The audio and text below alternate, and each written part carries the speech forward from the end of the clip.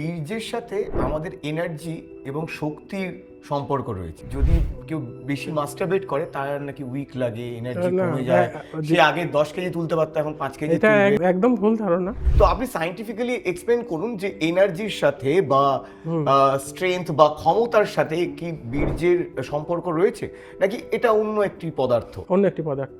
এটা তৈরি হচ্ছে টেস্টিসের মধ্যে, বীর্যটা তৈরি হচ্ছে, সেইটা গিয়ে টেস্টিসের উপরে একটা খোলা জায়গা আছে, একটা প্যাকেটের মতো আছে, সেখানটাকে বলে এপিডিডাইমিস। তার মধ্যে বীর্যটা এসে সব কানেকশনে, সরু সরু সরু সরু কানেকশনের মধ্যে এপিডিডাইমিসের এসে জমা থাকে এবং সেটা ওইখানে যে অনেকখানি ম্যাচিওর হয়। পুরো ম্যাচিউরিটি ইজাকুলেশনের পরেও হতে থাকে, কিন্তু ওই জায়গায় এসে ম্যাচিওর হয়। এবারে ওইটা ওখানে রয়ে গেল। যদি সে সেক্সুয়ালি অ্যাক্টিভেট না হলো, তাহলে ওইটা যে অটোমেটিক্যালি ম্যাক্রোফাজ বলে এক ধরনের শরীরের সেল আছে, সেই সেলগুলো ওই বীর্যটাকে 60 to 90 ডেজের মধ্যে খেতে শুরু করবে। কারণ সেটা বয়স হয়ে যায়, বীর্যরও তো আয়ুকাল আছে। এরকম ব্যাপার নয় যে আপনার সিমেন বেরিয়ে যাওয়ার পরে এবং আগে তার ক্ষমতার, শারীরিক ক্ষমতা কম হবে। এই বেরোনোর পদ্ধতিতে সে কতটা এনার্জি লস করলো সেটা আলাদা জিনিস। মাস্টারবেট করা তো স্বাভাবিক ঘটনা, একদম খোলাখুলি বলতে গেলে ওপেনলি আলোচনা করা উচিত।